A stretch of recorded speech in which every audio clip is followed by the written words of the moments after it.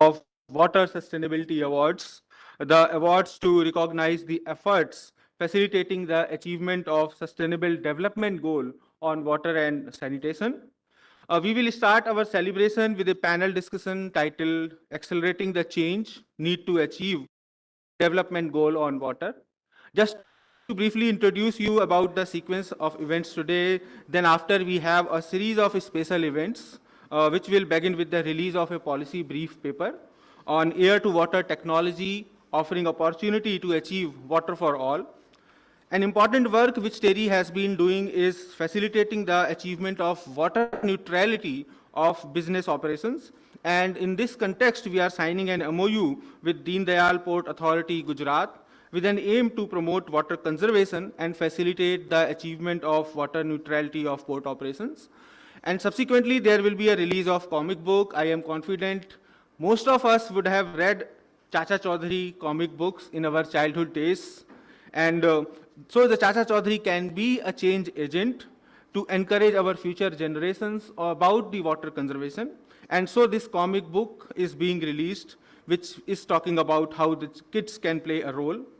And this will be followed by the most awaited ceremony, that is conferment of Water Sustainability Awards. Ladies and gentlemen, while the World Water Day is celebrated on 22nd March, we are here a day before, so as we may celebrate the day back at our home, back at our project sites, back at the sites where we have taken the initiatives for which we are being recognized here. And I will request you to celebrate the World Water Day tomorrow, all of you, the representatives, the awardees, with the thought that yes, we have taken significant efforts, you have taken significant efforts, and your efforts have won the Water Sustainability Awards, which are promoted by TERI, then International Water Association and United Nations Development Program. The award is also endorsed by Ministry of Jal Shakti, Government of India. But the thought is that still a lot is left to be done before we can ensure water security for all. Targets set by United Nations to achieve the same is set to be 2030. That is just 7 years from now. So what is required is we need to accelerate the change. We need to further expand whatever the efforts that we are doing. We have a number of organizations who have done a tremendous work in their field, in their area, but we need to further expand our efforts. And we need to expand the contribution we are making to the water security goals. And this expansion has to be done at a faster pace. And that's what is the thought for this year's World Water Day, that is accelerating the change. And we will be happy, and I will request you to, when you celebrate this World Water Day tomorrow with these thoughts, you please share these photographs with us, and we will be very happy to upload them on the website of the awards, and so that we can have a wider dissemination of the efforts that you are taking and about your celebrations. Ladies and gentlemen, I am delighted to present to you a panel of women leaders. These women who have played an instrumental role in water sector. These women are changing the narrative, and the narrative of women being a passive manager to the women playing an active role in the sector with their grit and optimism. They are driving the change, and hence very apt for this year's theme to celebrate the World Water Day.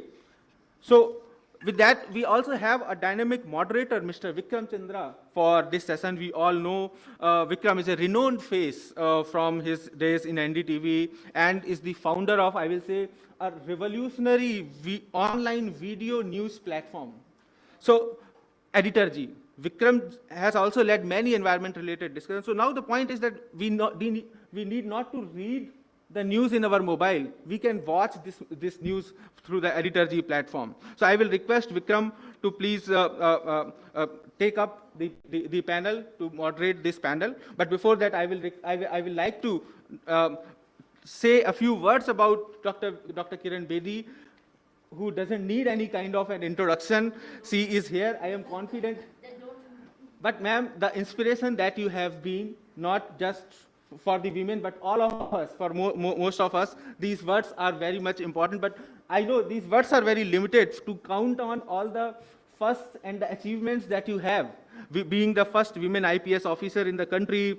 And but the kind of challenges that you have faced, whether you were while you were reforming the Tihar jail during your posting, or while you were at Puducherry as a lieutenant governor. So these things have been, we have read about all these things in the news many a times. But one thing that we know a little about is your passion for the water sector, and the dedication that you have, with the dedication, the work that you have done in the water sector. That is something that we all want to know more about, and we will have a telecast of a movie also, in which the ma'am has done some significant work about how a city can be made water positive. So ma'am will be talking more about that. I welcome you, ma'am, to the panel. Thank you so much. We have with us Ms. Archana Verma. She is an IAS officer and working as Mission Director of National Water Mission under Ministry of Jal Shakti. She is spearheading many important initiatives at National Water Mission, such as the formation of Bureau of Water Efficiency. I think almost for a decade we have been listening about that Bureau of Water Efficiency is to be formed, but you have spearheaded that. And then the point that documenting Jal Itihas, that is also something which is very significant, and we appreciate those efforts, ma'am. Ma'am, I have read about your speech. Jal Itihas, yes. Yeah. And so we have read about your speech also, which you gave in Assam, wherein you asked the audience to close their eyes and think of a leader. And most of the people think about a leader who is a man. But here we are with a panel with the prominent women leaders who have played a significant role in the water sector. So, welcome, ma'am. We also have, moving to Dr. Anita Sharma. She is working with the Royal Embassy of Denmark in New Delhi as Counselor Urban Development.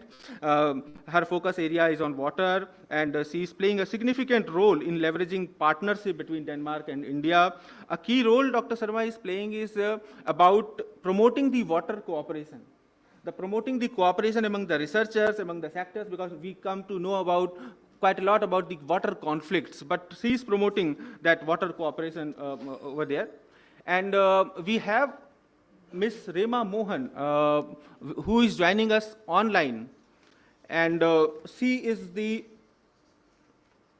do we have, has she connected?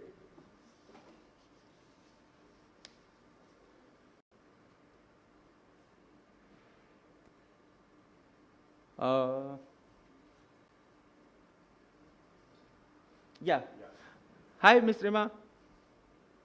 Good afternoon, good afternoon.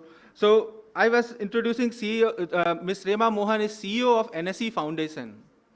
NSE we come to know more often whenever there is a stocks rally too much, or there is a slump in the stock, so it's always in the news. So that's where we come to know about NSE.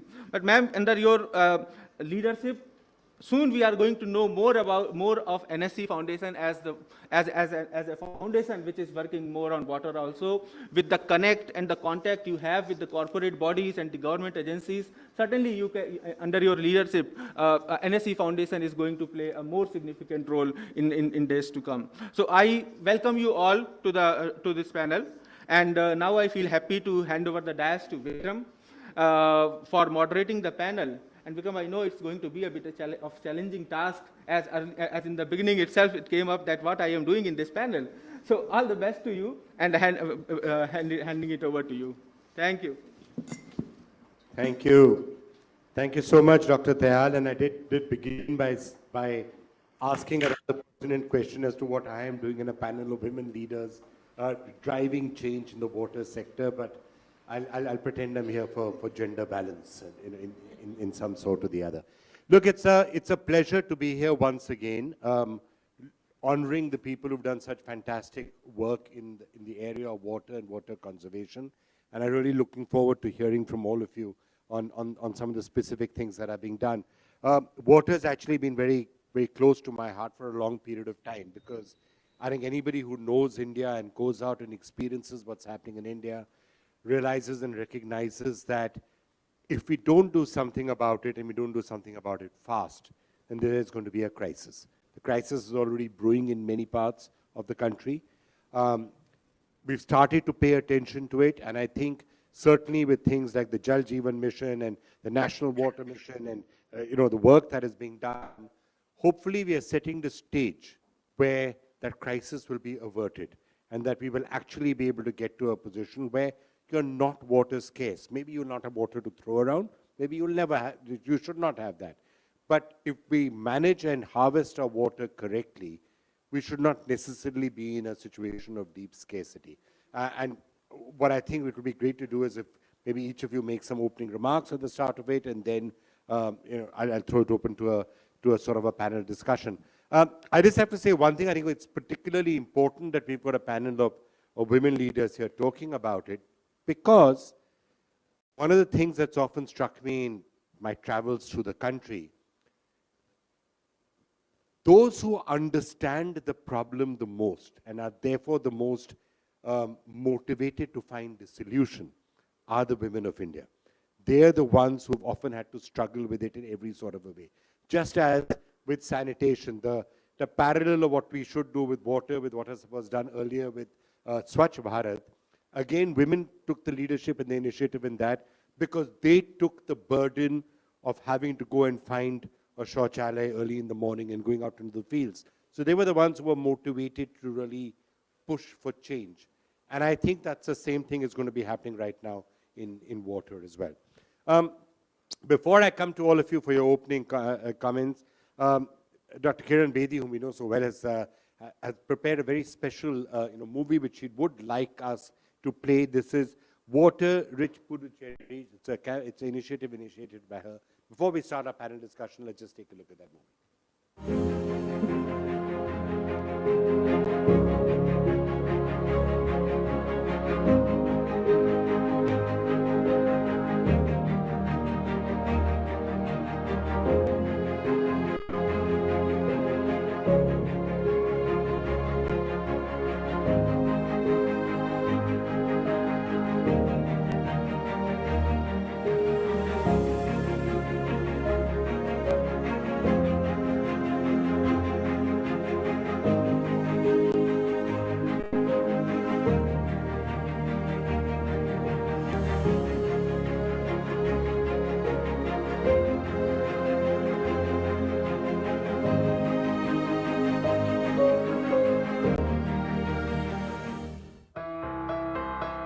Puducherry, once known as Pondicherry, the capital of a former French colony, is fast turning into a green belt.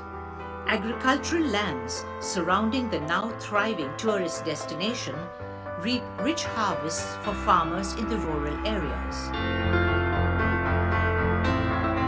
Colonized by the French in 1889, Puducherry was split into two distinct areas, the Tamil and French quarters, by a grand canal which, over time, turned into a virtual garbage dump. However, a community-based water-rich program has now changed the face of that urban area. We are working to work on water-rich Puducherry, because if Puducherry is water-rich, drinking water, agriculture, industry, lakes, water tanks, all of the quality of life continues to improve. Pondicherry, Karaikal, Mahe and Yanam form the Union Territory of Puducherry. The urban and rural population of almost 12.5 lakh people is entirely dependent on rainfall and groundwater. Usually, the average annual rainfall of Puducherry is 1200 mm, 350 mm received from southwest monsoon, and 650 mm received from northeast monsoon, 200 mm received from summer rains. Even though the rainfall is deficit, the water levels improved because of the action taken by the water-rich teams. The task of supplying water has been under the control of the Public Works Department since 1937.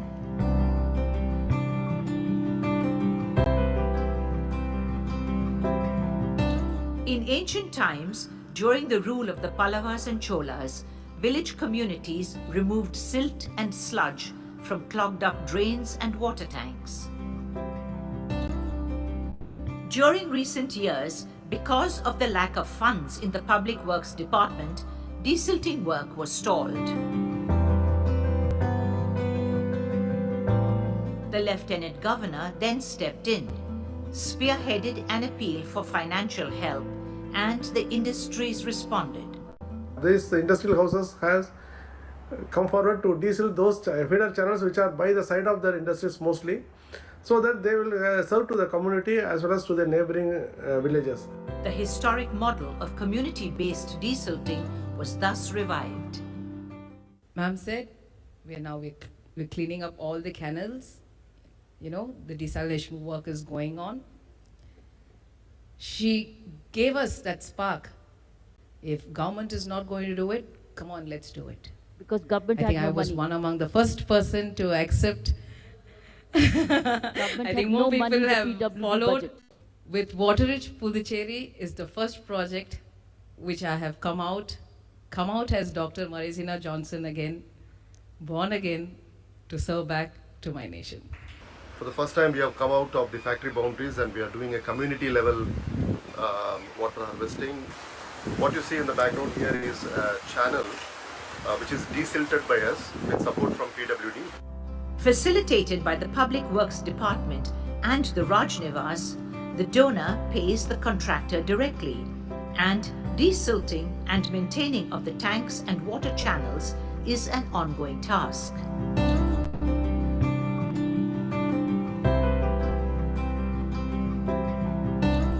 What we wanted to do for Pondicherry was to make it a model so that it can ultimately be an example for the world to see how by just putting in a little effort and doing the right things like desilting canals, you can bring back an atmosphere of beauty, of life and of goodwill. We have completely taken the debris out of the canal, and the canal was completely struck before, and now it's completely free flowing canal. These were the canals which needed desilting, and that's how the corporate world stepped in. Turn by turn, these channels were cleared by the corporates at no cost to the government. They stepped in because they were also consumers of water. So they brought the machinery and the contractor got the money directly from the corporate. Government did not step into the money. We only provided a junior engineer to oversee the work. That's the story. These are different channels which are being mentioned here. How one channel was feeding so many tanks, ponds, wells, etc. These are the channels. They were all cleared by the corporates through their JSB machinery, paid by them.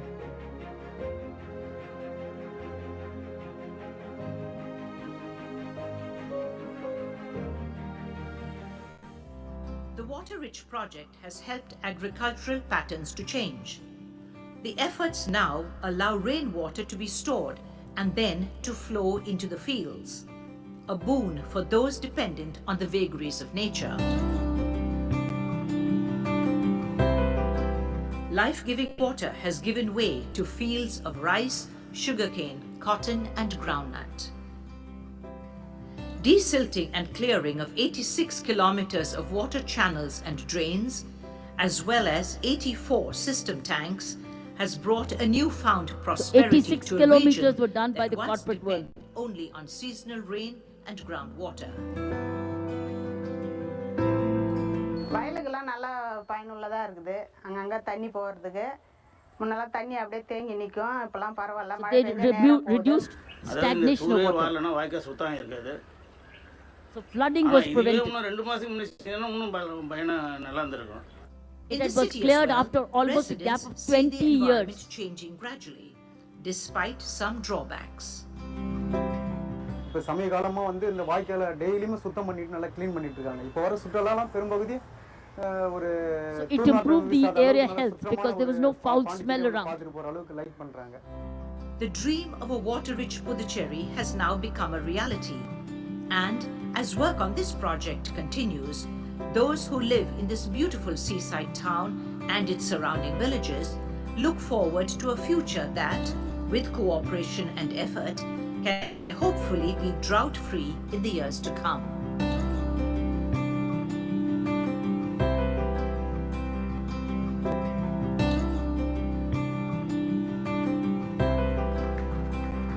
86 kilometers and several ponds benefited.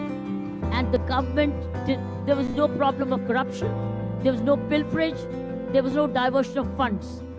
Straight away, it was junior engineer, the corporate world, and the community, the village community. And they worked together, and 86 kilometers were cleared after 20 years. You can imagine the kind of flooding which was happening because of no desilting in these canals, because rain would fall, but it will all go over the roads. And now government of the day was always, whichever government, was asking for relief funds. First for floods and earlier for drought. And the water table was dipping so high, so substantially, my friends, that the seawater was entering into the membranes of the, it was getting mixed into sweet water. That is when I stepped in and say, we cannot go on. Poor man was now buying mineral water to cook his food. And that's when we stepped in, because the government had no funds. And PWD, as you know, is always short of funds for whatever reason. So therefore, that is a model which I'm offering to you, all of you, that wherever the government, first of all, government funds can be saved, whichever corporate is a water guzzler can step in and take up and adopt the nearby canal, use the GSP, pay for it directly, and get it cleaned under the supervision of a junior engineer. So it's a collaborative model of the government, the community, and the corporate world. This is corporate social responsibility. This is the most effective model which can be adopted anywhere. Now, in this case, the corporate world stepped in. Another case, there can be another NGO. And you have many, many NGOs sitting here. This is the model I thought I would offer to you. We recognized and rewarded all the corporates who supported us with awards of very, very high caliber, where the seniors came from. They loved it because that also went into their records. But the point is to recognize good work. This is a model which I thought I would offer you. Thank you. Thank you. Thank you so much, Dr. Bedi. And just a related question with that is, the importance of canals, the importance of bowlies, the importance of ancient structures where you can store and conserve water, that's sometimes neglected. I mean, it's always about conserve water, don't drink too much, and switch off your taps. That's important. But as I think you've shown out there, if you can actually use some of the ancient water bodies that have been around, you find you're not necessarily as water scarce as you sometimes think you are. That's right, but they do require maintenance, and that was costing money, which the government of the day sometimes runs out of funds. So you desilt. If you can't, government can't, take help of the community, take the help of the corporates, and take the Shramdan also, wherever the community can sell. Manrega funds cannot be used here, because moment you use machinery, Manrega doesn't step in. So wherever it's manual, use Manrega. And where it's machinery, use corporates or NGOs. So or NGOs can be funded. And even remember, the desilt is also very good organic. And that desilt can go back to the field. It's a manure. It's one of the richest. We used to give away that silt back to the villagers where they came and picked it up on their own. All right. Thank you so much. I want to continue to get opening remarks from everybody on the importance of water, what can specifically be done by water, and perhaps also the crucial importance of women in driving change when it comes to the water sector. Archana Varmajit, great to have you with us, Mission Director at the National Water Mission. A lot is happening, we know. Maybe you can share some details. Thank you, Vikramji. Am I audible? At the outset, before beginning the session, I would like to say that I'm here because of ma'am. I remember as a kid, I was very inspired by a photograph of hers with her danda in hand, and it was captioned Crane Bedi. So I asked my mother, what is this? So she said, she's Crane Bedi, you know, she lifted Indira Gandhi's car. So that is how was my introduction into the civil services. And I wanted to become a very, Ajay Devgan kind or Salman Khan kind of police officer or ma'am kind of police officer. But I guess fate intervened, and my rank made me and IAS. But ma'am, I'm a huge fan of yours. So with that, I would like to start with some startling statistics that India occupies 2.4% of the geographical resources, 18% of the world population, 18% of the um, livestock population, while we have only 2.4% of water which can be used. And that is why, despite water being a state subject, is a national concern. Another startling fact is that 3 out of 4 jobs of the workforce is either very intensively dependent on water or slightly dependent on water. 3 out of 4 jobs of the global workforce. Then another fact is that we have only 1126 billion cubic meter of water for India forever. That's the amount of utilizable water we have. And our demand for water, looking at, urbanization, agricultural production, is estimated to be 1180 billion cubic meter. So what it implies is, however well we improve the supply side, unless we reduce the demand side, we can never think of a water secure future.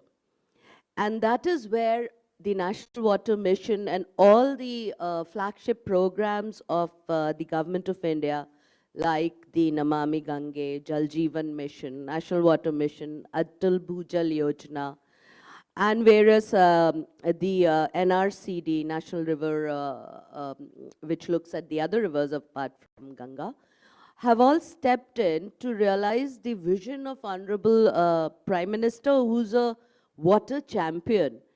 He, in a recently held workshop, which we had on 5th and 6th of January in Bhopal, it's the first ever workshop, can you believe it? That's the first ever workshop in the history of the ministry where all the state ministers got together and made presentations. So that is how much he is concerned about water, and under his inspiring leadership as a water champion, we are all working to ensure that 2050 and our vision 2047 grows with water, because water is very, very important for development. Unless we are water secure, we cannot think of development. So the National Water Mission, I would like to talk a little about. Jal Jeevan Mission, everybody knows that it is to provide functional taps to households and to communities. And it's been a major achievement of government, where recently we have provided 11 crore of the 4650 odd crore households. 11 crore households now have water in their ghar. It's called 11 crore Har Ghar Jal. And under the National Water Mission, we have basically 5 objectives.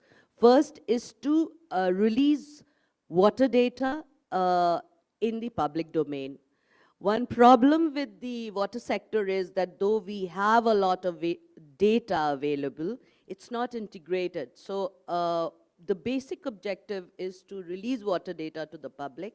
Second is, it was constituted to mitigate the adverse impact of climate change. So the second objective is to ensure that, the vagaries of climate change, which has already led to so much of dry spells. And as we all know that, within 100 days, we get all the water that within 4 months, we get all 100% of the water.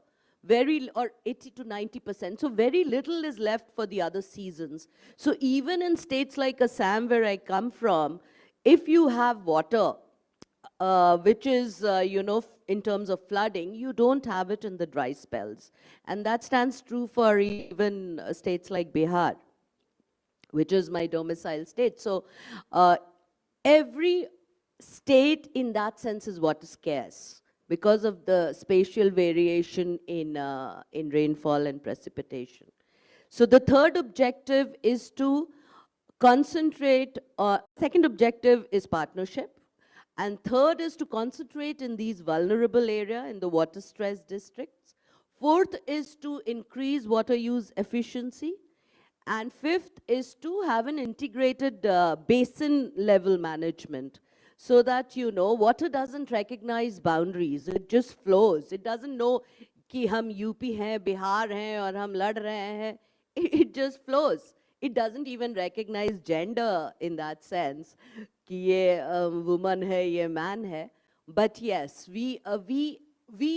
it recognizes that hydrological unit, which is the river basin. So the fifth goal of National Water Mission is to ensure that the development is basin level.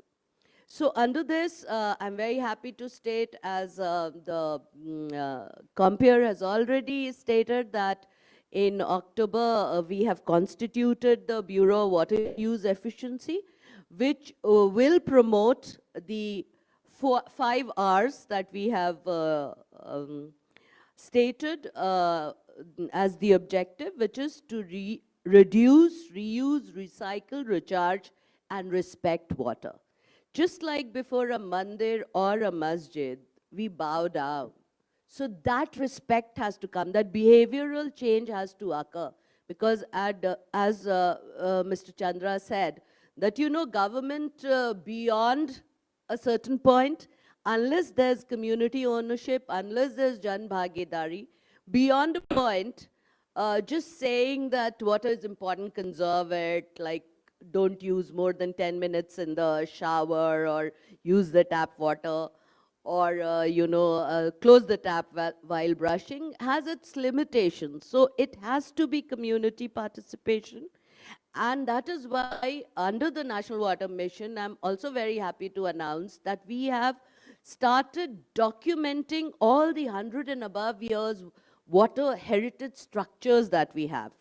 We've already made some very cute animated movies. You can visit it on our website, follow us on Twitter, Facebook, Insta, wherein for Azadi Ka Amrit Mahotsav, we have till date just released 75 water heritage structures, because our ancestors have shown the wisdom, you know, the Chand Bauri, the Rani Ka Baud, the Khuni Bhandara. These are beautiful water heritage structures from which we can learn so much. So we've documented 7, and our mascot Piku, which is the peacock, is explaining to children about these water heritage structures.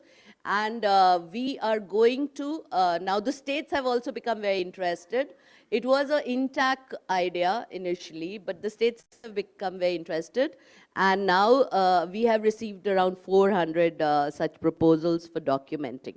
Once we complete our national registry, we'll also be looking for, as ma'am said, corporate partnerships and help to ensure that, you know, these beautiful water conservation structures are restored.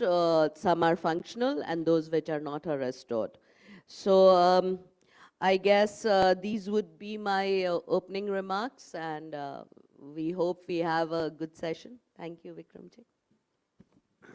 Thank you so much for that. And I'm going to dive into some of that in more detail as we go along. But if I could just invite Dr.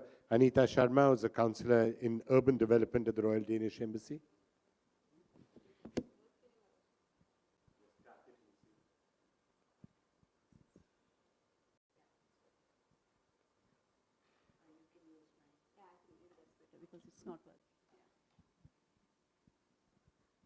Thanks a lot for giving me the opportunity and to be here with the esteemed Kiran Beti and Archana Verma.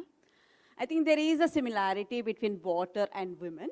Both of them start with W, and both have like 2 V's, and they stand for visibility and value. And that is what water is also fighting for now, because if you see, water is diminishing. I mean, you don't see water anywhere, because either you are constructing channels or anything and it comes below the surface. And the value of water, nobody knows. That is what you started saying, that you need to have the respect, you need to know the value of water. And I think I learned the value of water at the age of 9 when I was about to drown. And since then, I said, let me conquer the water. And at that time, I had the vision of becoming an engineer, civil engineer, because that is what the water professionals are, is the civil engineers. So that is how I entered into the water world. And I also come, basically I come from India, but moved to Denmark in '93, and now I'm representing Denmark in India. So I'm actually a true green strategic partnership, which Denmark and India has entered into back in 2020, where energy and water are focus areas. And we are collaborating both on the Jal Jeevan Mission, the Amrut Mission, National Mission for Clean Ganga, Atal Bhujal Yojana, all these really very ambitious visions. We are trying to collaborate and see how we can co-create. Because as I was listening to you, Bediji, you were saying that there are a lot of solutions out there. You need visibility, you need marketing. So in the same way, like Denmark has been working in this field for many years, and Denmark is the only country in the world which supplies its drinking water based on groundwater. So in that way, they know the value of water. And again, people say, how do you maintain that? Because we price the value. And Denmark is actually, I think, one of the countries in the world that has the highest price cost for the value per cubic meter. But at the same time, I would say it is below this UN goal of 1.7%. I think that the water should not cost more than that. But in the water pricing, we not only ask for the drinking water, but also get rid of the water. Because that is where the challenge comes. It is not about the enough water, but the water we pollute. And that is the water that is going back. And also, as you were saying, that yes, there is plenty of water and we clean the water, but the water that is there is the quality-wise is not good. So that is where the challenge comes, and that is why Denmark tried to say, okay, groundwater is the water we want to rely upon for the drinking water supply. The reason being that for groundwater, you only need aeration and simple filtration. And by doing that, in many areas, it depends on the geological settings, because if you go to the Bengal Delta, where I did my PhD on arsenic, there is a lot of arsenic somewhere you can have fluoride. So in that way, some areas you can have. But even in India, there is 80 to 90% of drinking water supply is based on groundwater. And also the wastewater treatment and other areas, that where you start thinking about finding the value of the water, the resources that like wastewater can produce energy, and can also have the fertilizers, but also get the value out of water. So because in Denmark, they have started thinking about using the water twice or thrice or 4 times, because before you say that it is the wastage. So in that way, we really need to think about how we are going to value the water, how we are going to manage the water. So it is not so much about quality, quantity, but it is also how about usage. And as you were saying, like in Rajasthan, even a small drop, they used to take a bath on a bed and then use the water for washing the buffalo and then use the water. So already those techniques are there. So it is actually somewhere around the urbanization, we have forgotten that. So it is more like finding the good practices and how to promote it and co-create and also predict the future, because the future is going to change, because we are going to get these climate change effects, and we are already seeing it. Like in India, maybe you are saying now it is 4 months, maybe in future, maybe 2 months only, or it might be spreaded so that it is going to rain all over the year as it is in Denmark. So it is actually we need to also predict how it is going to do, and that is where we are trying to collaborate between both the countries, and really looking forward to the collaboration between Denmark and India on this green strategic partnership. And yeah, that is what I have to say about water and women. Thank you. Thank you so much for that. And it's really actually quite impressive. A relatively small country like Denmark has got actually here water mission helping out in a place like this is actually quite significant. Let me just go to Ms. Rema Mohan, who's Chief Executive Officer of the NSC Foundation. Maybe have got some ideas, especially from Dr. Bedi, on where that foundation can come in and help. Yeah, it was quite interesting listening to the other, the other members on the panel. And as a CSR, yes, we do collaborate with the government, with other CSRs, with other foundation, and most important, with the community. Our journey has been quite interesting because we started off with education. So we felt that a child needs to be taught at least some amount of reading, writing, and numeracy, so that he or she, because if I were to ask you what you would remember of your school years, you would probably remember all that you learnt in the fifth or sixth standard. No one really remembers much of statistics unless they sort of specialize in that. So we felt the basic foundational level learning and literacy was supposed to be at least imparted to the students who come to schools. But once we started working in the schools, we realized that sanitation was important, and sanitation is highly dependent on water. So therein started our journey with water, and also the safe drinking water, because if there's no drinking water in the school, children don't come to school. If there's no water in the school, again you have a lot of loss in school days. So the sort of start of our journey and our interrelationship with water actually started out with education. Slowly it moved into communities. 2018 or so, there was this interesting I think thing that we had, where I think the UN was the one who had started that, where they linked us up to the government. UNICEF had linked us up to the government, and that's the time, around the time, that they had launched the Swajal scheme. The Swajal scheme was an interesting scheme where they said, okay, let's get water up to a point in a village that at least there is some amount of drinking water or household water available for each of these households. We thought that was interesting. And why? Because it spoke about community ownership. And we thought we should take that up to demonstrate that a good communication with community can allow us and be it can be a vehicle in which the community owns the schemes, and ultimately a CSR can only spend that much, right? It's a very small fraction of what we really spend on each one of the schemes by the government. So we thought the money that we have should be used as a catalyst. First of all, can we demonstrate it? Can we get the community to own things? Can we get the community to operate? And can we get the community to really plan what they want in their villages, in their habitats, in their habitations?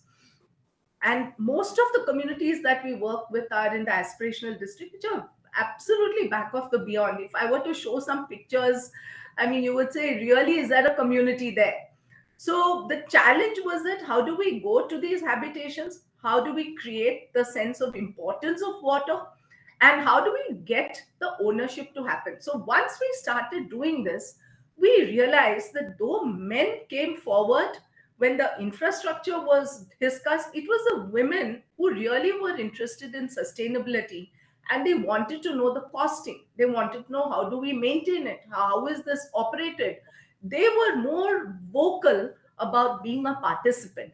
So I think every place that we set up I think we work close to around 500 or 600 habitations across each one of the zones, north, south, east, and west, mostly aspirational districts. And say in Ramanathapuram, we also worked with structures called urinis, which were the earlier tanks. It was actually drinking water tanks. Now, how do you get the community to accept these? And it's very interesting, Vikram, that in the earlier days, most of these structures had a little temple around it. They were all sacred spaces.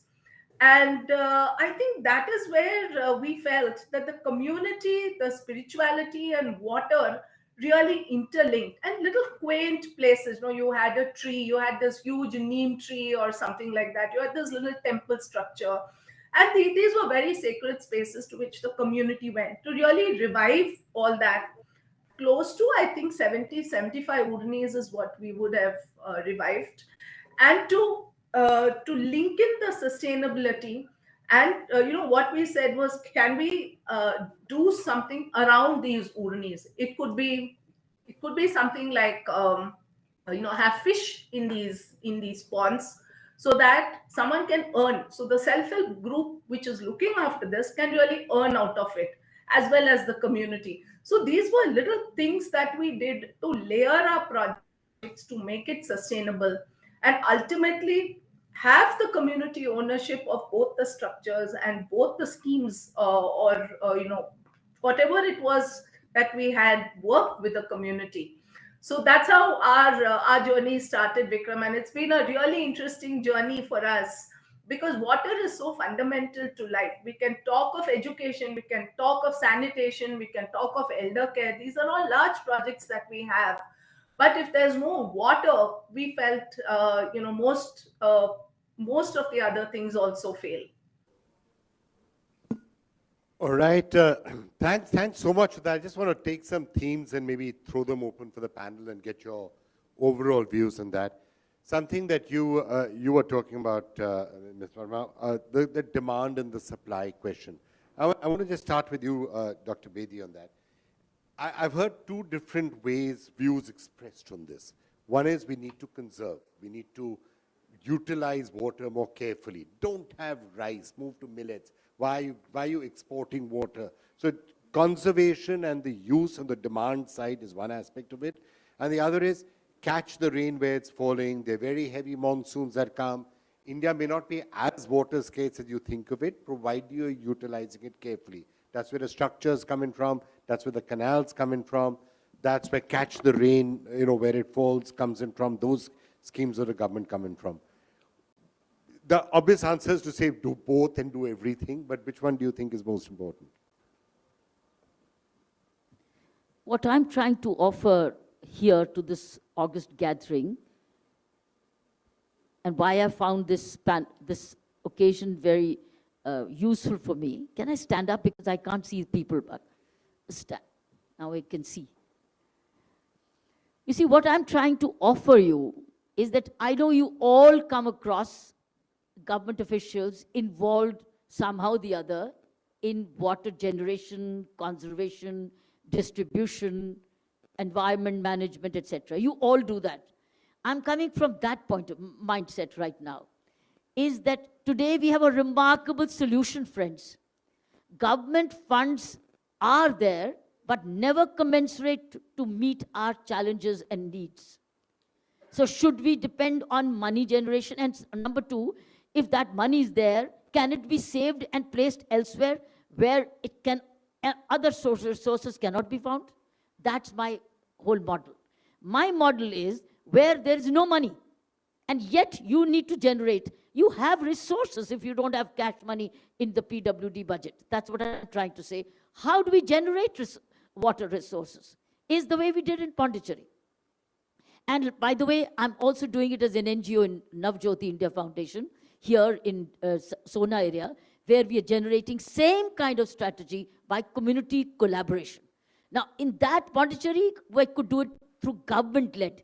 In Navjyoti, in Sona area, it's NGO-led, but collaborates with the government and the panchayats. So it's all collaborative model. What I'm trying to say is that it's possible today. The coming monsoon is very, very precious. Why not have a time plan for the coming monsoon? Which is, wherever you are, if you see a pond, if you see a well, if you see a tank, if you see an irrigation canal, find out what can be done to clean it up, so that when the rain falls, it goes right in and doesn't flood the area around. Now, is there any resource around? Yes. Is there a panchayat? No. No. Is there a collector there? Yes. Is there an SDO or SDM there? Yes. Is there a panchayat officer there? Yes. If we can identify these, is there a corporate world there, which is probably using that water? Can we tap that energy and somehow bring it together? And then see whatever budget is available with a collectorate there, because here it will be village level, a collectorate there or a local, the panchayat body there. Can they pitch in? Now, if they have a scheme or if they have got money pitch in, supposing they got 2 lakhs, but you need 5 lakhs. Where the 3 lakhs come from? Should we let the water, let the rain go? No. Somehow come together, what is Shramdan, what is local resources, where is the corporate world coming in, and we work together directly under the leadership of the collectorate or the area SDO or SDM or Panchayat led. I'm looking for distributed, delegated solutions. And these solutions are available. And where let's say you have a large corporate world with this kind of a machinery. They've got the JSBs available and they're lying idle for a while. Use them. Ask them to put it as a in-kind CSR. So can you take the leadership, bring the corporate world saying, can you do in-kind CSR and use this machinery to clean up this irrigation canal or de-silt this pond or clean up this well? Well, the local community also pitches in by Shramdan or by local kind resources or cash. I've seen this, Navjyoti does that. We do some local funding, we do some Shramdan, we bring in the local administration, and we start working, and we've done amazing Gabion structures in the area of Sona and Gurgaon villages because we see Gurgaon going dry. That's an NGO-led. We can do it individually if we are really passionate about water conservation, here water harvesting. For instance, I give you the third example, which I saw in Pondicherry. Puducherry University had 800 acres of land. 800 acres of land. And whenever the rain fell, it flooded the entire area after Puducherry University, because Puducherry University was in a slope, so the rain fell, and it all drained out to on the road and finishing all the market areas, etc. We went back to Pondicherry University and said, why don't you capture this water? Because water is flowing out of your university. If you capture the water through water harvesting pits, you will be able to conserve water. And what were they doing? They were extracting groundwater to water their forest around them. And they had a remarkable tree forest, old age forest, 800 acres. It's no small money. And they hardly had any water harvesting pit. I'm only talking of something 2 years ago, when there was there were clarion calls to conserve water harvesting. It made no sense to the Pondicherry University. I'm on record, even if they're listening to me, because it's all documented. So what did we do? We had to go there as leaders, in the community leaders, go there every Saturday, Sunday to see Kitty Bunny. How many water harvesting pits have you made? When will you make? And they had their own paraphernalia, they had their own resources. They didn't need any more money. They needed no resources. Here they have it all. They have the resources, but have no inclination, no accountability. So there's a third category where people have resources like the universities, colleges. They have the land. They can do it. Why can't they do it? Rooftop harvesting or this kind of water harvesting by gradients. So I would say, you are all NGOs, I'm trying to bring coal to the castle. I'm only giving you more and more ideas so that government money can be saved where it must be used, and CSR and other community help is not available. And the money which is the generation of collaborative community work can play wonders. As I showed you, gave you 3 examples. One we do in Gurgaon, Navjyoti. Second, and today, Navjyoti, by the way, I think probably you're aware that we are going to be doing water harvesting in 40 rural police stations. And police stations have connected with my foundation to say, can you do water harvesting in our 40 police stations? That's very good news, because now the law enforcement is also waking up to this need. So friends, I'm just generating an ideas for you to add on. These are all indicators. We can add on some very good practices. Thank you. Thank you. Acharya, one thing is crystal clear from that, and this is, anybody who lives in India will observe this. There are floods every year in August and in September. We're worrying, how do we deal? There's too much water. Those very same places then spend 8 months where they're saying there's no water, and then they are extracting water. Even in places like Goa, I mean, it's actually almost shocking. Goa has so much rainfall, it's certainly not water scarce by any stretch of imagination. It's a water surplus place. 8 to 9 months in a year, water tankers are running. You look at the floods that you will see in places like Bihar or Uttar Pradesh, or same places will have floods, and then 2 months later there will be a drought which will last for 9 months. So therefore, the logic of what is being said, that at a war footing, government does what it can, corporates do what they can, NGOs do what they can, individuals do what they can. At a war footing, say, by the time the next monsoon comes, can we make sure that the water, instead of flooding the roads or the streets or just going into the ocean and going to the rivers and going into the ocean, let's try and find a way of capturing it and then use it around the year. Maybe we'll find we're not as water scarce as we are. Water table improves. So first of all, Vikramji, I'll respond to your first question of demand and supply. As a bureaucrat, we are trained to be very moderate in our reply, and we are trained to be evidence-based, and we are trained to say that there can be no one-size-fits-all solution. So actually the whole purpose of the Ministry of And I'm trained to try and get you to go away from all of that. So tell us what the actual facts are. No, but evidence is what we work on.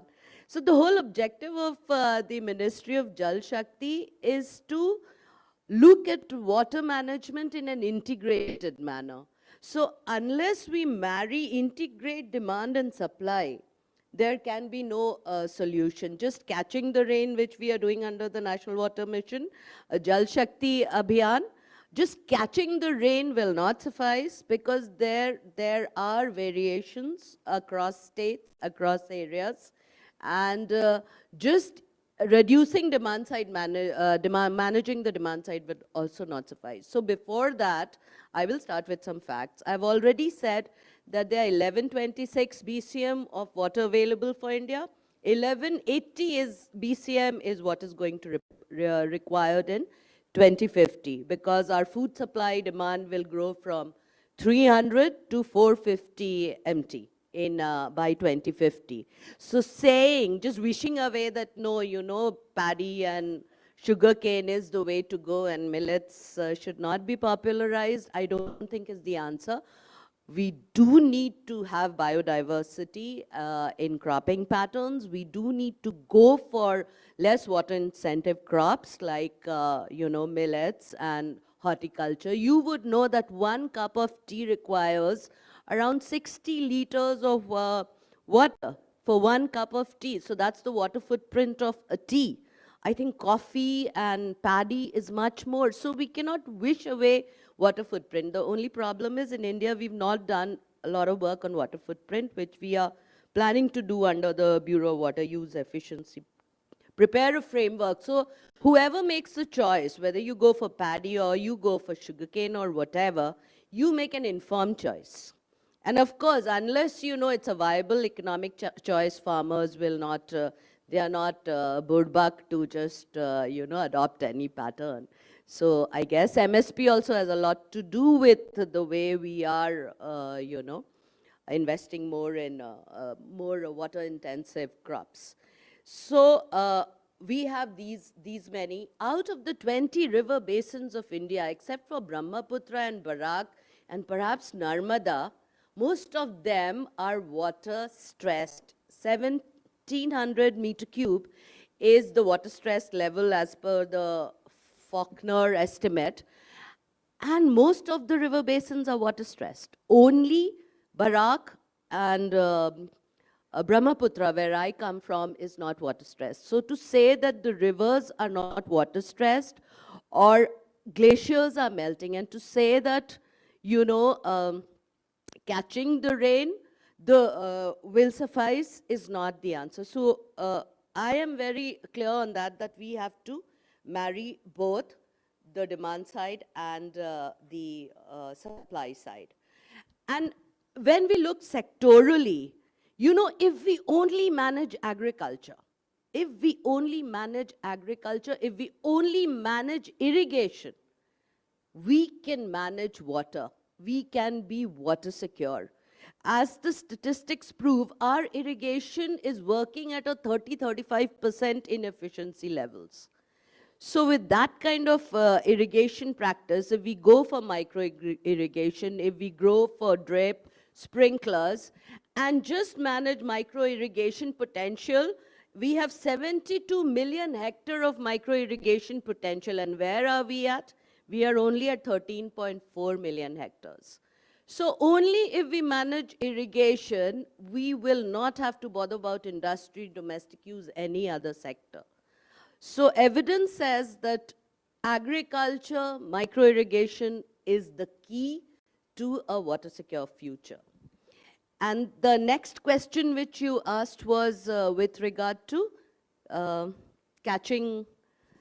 No, the fact that how do you incentivize, and I can actually have a follow-up also linked to what you just said. How do you make it, I think as Dr. Bedi was saying, that by the time the next monsoon comes, make sure everyone is out there trying to capture the water wherever they are? That's a fantastic question, and ma'am's observation is also fantastic, and that's why, you know what we've done. Under the Jal Shakti Abhiyan, generally we used to be co-terminus, launch the Jal Shakti Abhiyan, which starts on the World Water Day, ends on 30th November when we are trying to catch the rain. And there are 2-3 phases of Jal Shakti Abhiyan. The pre-monsoon phase, where we do what ma'am has said, desiltation work, preparation of the plan, so that, and all other pre-monsoon activities, so that when monsoon comes, so there's a timetable which we give to the states that, okay, by May you should finish your pre-monsoon activities, and from May to October, from June to September should be for catching the rain, or using, you know, ensuring that all your water harvesting structures are in place, all your canals are desilted. So we have a time plan under the Jal Shakti Abhiyan. But as ma'am and Vikramji have observed, this year we decided that no, we should not wait for the World Water Day, which is on 22nd, but we should prepone it. So we coincided it with the 4th of March, when Honorable President, you know, felicitated the water warriors and the women champions of water. We gave away 36 awards to women who've done some fantastic work in the field. Because yes, the relationship between water and women is very reciprocal. So we also jump-started the Jal Shakti Abhiyan. During that time, we coincided it with that. We didn't wait for 22nd March.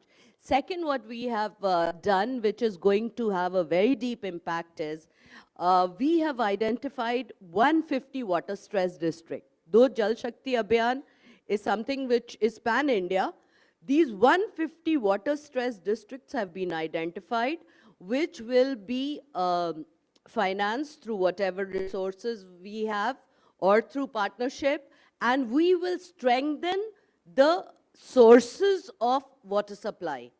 So our theme is strengthening of sources of drinking water supply in these 150 water stress districts. And there are many, many measures through which we will be monitoring it and ensuring that, you know, both catch the rain and the water source is strengthened, because as we always keep saying, ki pani rahega to matlab nal mein aayega. So basically we will do that. We've identified that. And second is our second theme under the Jal Shakti Abhiyan, Catch the Rain 2023. Our second focus is Jal Shakti se Nari Shakti. That is the theme which Honorable PM has also said, that, you know, women have to move away from being just homemakers to being nation builders. So taking inspiration from the Honorable Prime Minister and his inclusive role of women in nation building, our whole theme is engaging with women, so that not only Jal Shakti se Nari Shakti, as you know, passive beneficiaries, but also Nari Shakti se Jal Shakti, so that they are catalysts of change. So these are some of the steps that we have taken in ensuring that this time Catch the Rain is far more effective than in the years before. Okay, that's really encouraging to hear. Before I come to you, I just want to go to Rema ji for a minute. To Dr. Bedi's specific point about how do, you don't have to only depend on the government. It shouldn't be necessary also to have to depend on the government with CSR funds and 2% now being there from corporates, enough NGOs are there in the field, foundations like the NSC Foundation are there. Do you think what Dr. Bedi says is something that is possible, that you start getting coalitions working in a large number of areas and say, let's focus on water because obviously that's one of the primary requirements? You may have to repeat the question, Vikram, with the mic a bit closer to you. I lost you at the end. Okay. I was just saying that Dr. Bedi's point about how, communities can be activated, you don't have to depend on government money, foundations can be used, private sector money can be used, corporates have 2% now, which has to go to CSR. So finding the money shouldn't necessarily be problematic if we are to say, let's on a war footing try and restore water structures, make sure we are harvesting things correctly. Yeah, absolutely. I agree with that. And I think corporate CSRs, when they create and design their programs, can layer and can infuse water as one of the elements into it. Say, for example, again, if we do something with education, we can have soak pits in schools. If you're doing a community intervention, we can have rainwater harvesting. So it doesn't really need something very different to layer the programs and also integrate elements of water into it. Secondly, see, even for CSRs, community ownership is very important, because just doing a CSR program and then exiting without it being owned by the community doesn't make sense. So that is where we must try to layer the programs. Two, we have to get the community to accept it. And that is where I think CSRs will probably play a good role. You see, this communication and community connect is a very sensitive and it's also a very important topic. And if we do it in a mass scale, probably it may not work, because the community connect comes from a stand of trust. You need a person from the community. So even if I were to talk about, sort of owning some structure, owning something and saying, okay, fine, we will maintain it, but there has to be some sort of interest in it. So the interest in other things can only be generated when somebody from the community, the communication happens, the awareness happens, and that entire bit of work around reaching out to the community, especially the women in the community, happens. Thirdly, yes, I entirely agree that there is enough money available, even from the government. In fact, I think the Nandurbar program for the Swajal program that we ran in about 30 habitations there, we managed to get almost about 40-50 lakhs from the government. In Rajasthan, it was close to about 1 crore. So we can unlock the potential that the government has, especially the infrastructure. They have enough money for the infrastructure. But where the gap is the soft skill of communication, integration into the community, and getting the community ownership to happen, which I think the corporate CSRs can do. You want to add to that from what we've heard? Yeah, I would like to add something. And I'll go back again to these two V's, that is visibility and value. Because as long as you don't value the, what you call damages or anything, for example, back in 2011, there was a flooding situation in Denmark. They valued it. It was up to 4.8 billion Danish kroner, and suddenly they could find the money, both the government and the consumers. And even the insurance company started to implement some innovative solutions, saying that if you do this and we can do this one. So that is what value is very important. And similarly, as you are saying that catch the rain is not enough, we also need to have some other, instruments. Like in Denmark, even though there is plenty of water, but the quality of water is not good. So they reduce the consumption of water. And one of the ways of doing it is by reducing this non-revenue water. In Denmark, it is like 5 to 6%. Like in India, it is 50. In Denmark, it is 5 to 6%. So in that way, I think it is like the value and the visibility. These are two very, very important things. And also, if you say value, like if women go and fetch the water, you can value that time. That time they can use on something else. And suddenly, they will also try to pay for that water. And similarly, I think a lot of us have ROs or other treatment units installed at home. So if you can supply or if you have belief in that water, then everybody is willing to pay for that water. So it is, I think, more about like the year's World Water Theme, be the change you want to see in the world and accelerate it. So if you really want to have it, then contribute it to it. And if all the population around the world contributes it, then 1 year is more than enough to achieve what we want to achieve. So that is what, yeah? No, I think your point of value is actually very important. And Archana ji, if you're looking at what you were just saying about the demand side, look at agriculture. Why? It's partly because you don't have a value, therefore you're not valuing the water. Therefore you're not, if you're exporting rice, for example, you don't put a price to the fact that you're actually exporting so much water from it. Why have we started to grow very water-rich crops in places that cannot sustain it? Because electricity is free, so therefore you're withdrawing groundwater and there's no charge for that. Electricity is free, you're withdrawing the groundwater, there's no tax for that, so you don't necessarily have a problem in, in planting that sort of a crop. So to some extent that value will have to be put in the economic, therefore the economic values will have to be correctly aligned with what you want people to do. Okay, again as a bureaucrat, that's a question which I will moderate because very valid question. I understand the political aspect to it. There's a huge, water, apart from being everything else, is a hugely politically sensitive subject. So I'm not even going there, and very unabashedly so. My role is not to get into politics. But yes, see, what you're saying is very important, but I would again like to go back to our roots, when we think of water. Water in India has been the basis of civilizations. We have always looked at water as our, mother, father. There's so many folklores. I come from Assam. I mean, Bhupen Hazarika's Ganga, the song that he sings, evokes such emotion. I remember my mom used to tell me कि when I was posted in Delhi earlier, she said, "ये क्या है? तुम लोग पानी का पैसा दे रही हो? ये कौन सा बात है? पानी तो free होना चाहिए." So, that is the kind of sentiment that water is a gift of nature. It is free. Water is something we have grown up with. It is not to be valued in that sense.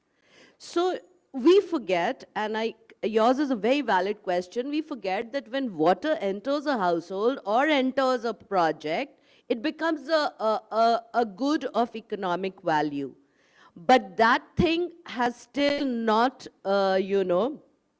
got into our psyche. Although Maharashtra, I would say, we had in this Bhopal conference, I heard Fadnavis sir, and they've had the courage to set up a water regulatory authority. They have done lots of work, on water pricing, on water tariff. They've still not been able to impose it as much, but yes, they've put a value to water. Water Users Association have been formed, which can charge for water. Irrigation mein to their drinking water still, we pay a little. Is almost free. Irrigation is almost free. I will not go into the reasons of why it is free or not free. But yes, we need to get into the value of water. But before that, because water is so politically sensitive, mane maar, kaat, jaan, haan, sabki hani ho sakti hai.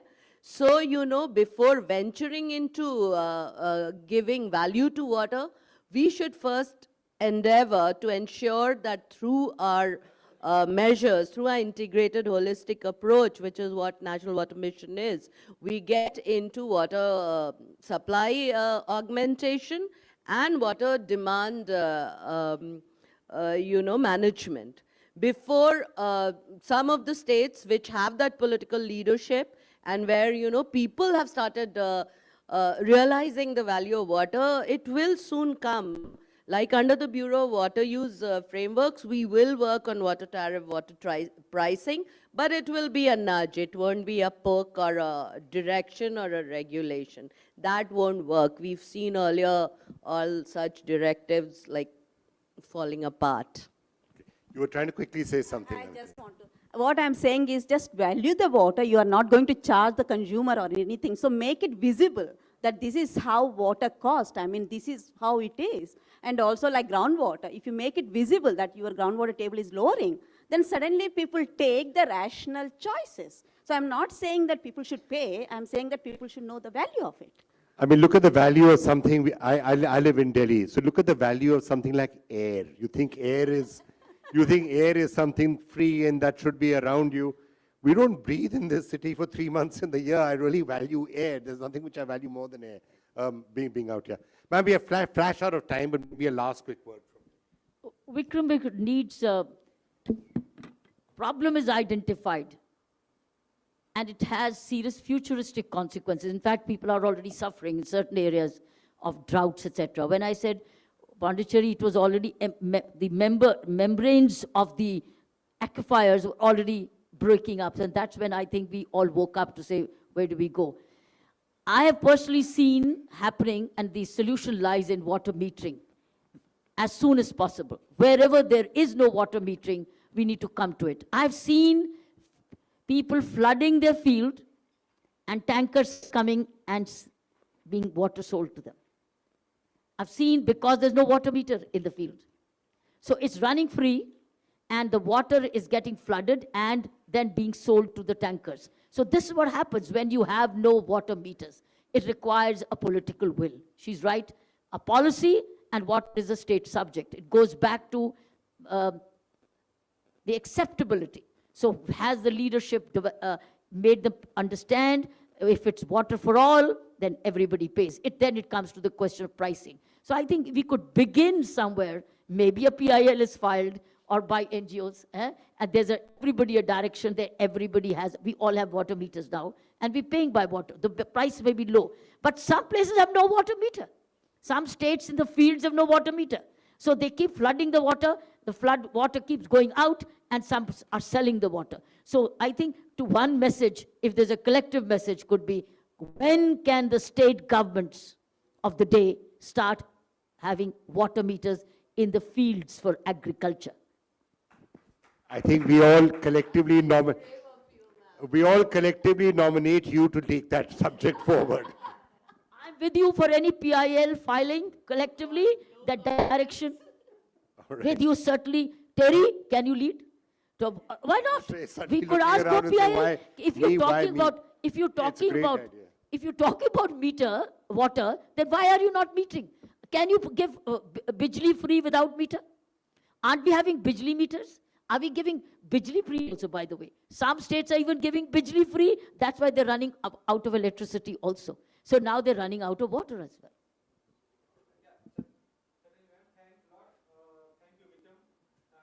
I believe some very insightful points have come out of this panel discussion.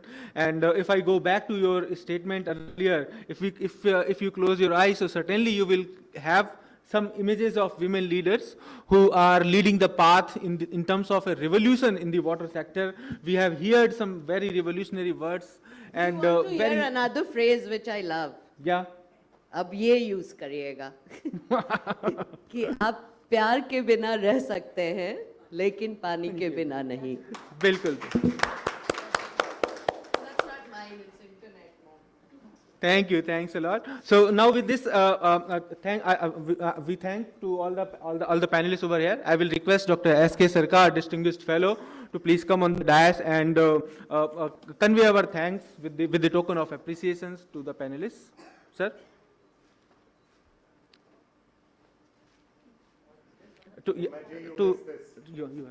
Remaji, you miss out. So to Dr. Kiran Bedi.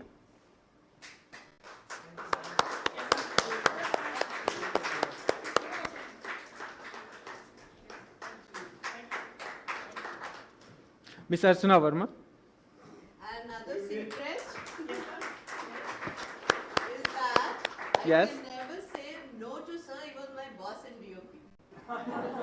So he always blackmails me into attending. It's like World Water Day tomorrow. Mr. Vikram. And start questions. Thank you very much. You can take a group photo. Yes, sir. Let's all get together. TERI, can you get together? Yeah.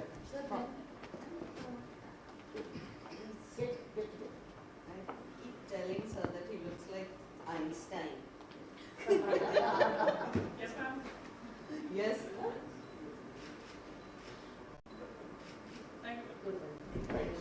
Thank you, everyone. Miss Rema is online. We cannot hand over any token of appreciation, but yes, we appreciate the time you have taken out and share your thoughts with us. And we look forward to keep interacting with you. Thank you, ma'am.